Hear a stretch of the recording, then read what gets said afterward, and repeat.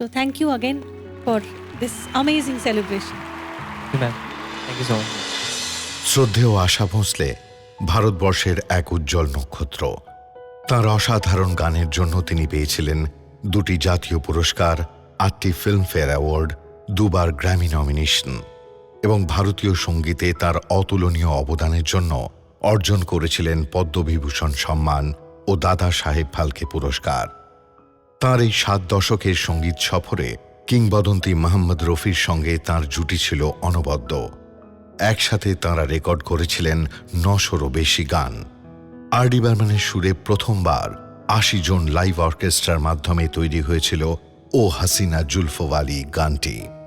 এই 2 জুটির কণ্ঠে সেই গান ভারতীয় সঙ্গীতে হয়ে উঠেছিল ল্যান্ডমার্ক। আবার বিপরীত দিকে কিংবদন্তি সুরকার জয়দেবের সুরে ন্যূনতম অর্কেস্ট্রার ব্যবহারে এমন এক গান তাঁরা উপহার দিয়েছিল যা আজও হয়ে আছে ভালোবাসার শ্রেষ্ঠ গান, अभी ना जाओ छोड़कर के दिल अभी भरा नहीं। अभी नहीं, अभी नहीं, नहीं नहीं नहीं नहीं अभी ना जाओ छोड़ कर के दिल अभी भरा नहीं।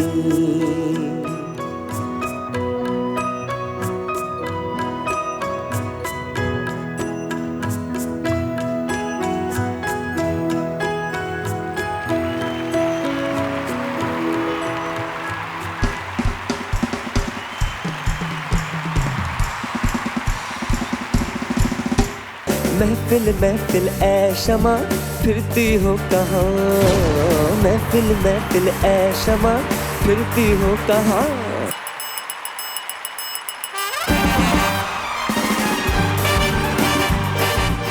এইসব গান যতবার শুনবো আমরা ততবারই নতুন নতুন করে এই গানগুলো যাদের কাছ থেকে আমরা পেয়েছি সেই সমস্ত মানুষদের আরও বেশি করে ভালোবাসা জানাবো, আরও বেশি করে তাদের গানের, তাদের আর্টিস্ট্রি, তাদের এই স্কিল, তার প্রেমে পড়ে যাব। বিশেষ করে আমাদের ট্যালেন্টেড পার্টিসিপেন্টস তারা গানের মাধ্যমে শ্রদ্ধা জানাচ্ছে, প্রণাম জানাচ্ছে আশাজিকে।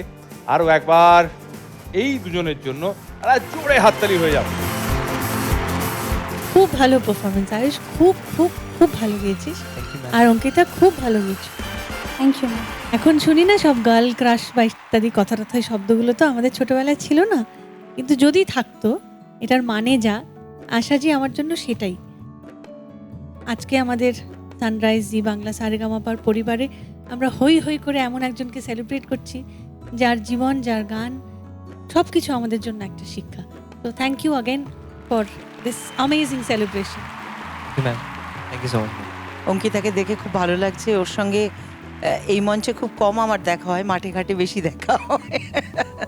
খুব ভালো গেয়েছিস তোরা দুজনে মিলেই। আর এই বিশেষ করে এই সেকেন্ড গানটা ও হাসিনা জুলফোওয়ালি, মানে শুনতে শুনতে না আমার ঠিক হেলেনজির ওই ম্যাজিকটা চোখের সামনে ভেসে উঠছিল। তো একটা কথা আমি একটু শেয়ার করতে চাইবো। হেলেনজি ওনার বেশ কিছু ইন্টারভিউতে বলেছেন যে আশাজির জন্য উনি হেলেন হয়েছেন। হ্যাঁ, এবং যখন যখন এরকম নাকি গান হতো তারপরে গিয়ে নাকি হেলেনজি আশাজিকে চকলেট প্রেজেন্ট করে আসতেন। তো আমি খালি এই গানটা শুনছিলাম আর সেগুলো ভাবছিলাম। মানে কি বলবো, কিচ্ছু বলার নেই, মানে খুব এনজয় করেছি। Thank you so much. Ma'am thank you so much.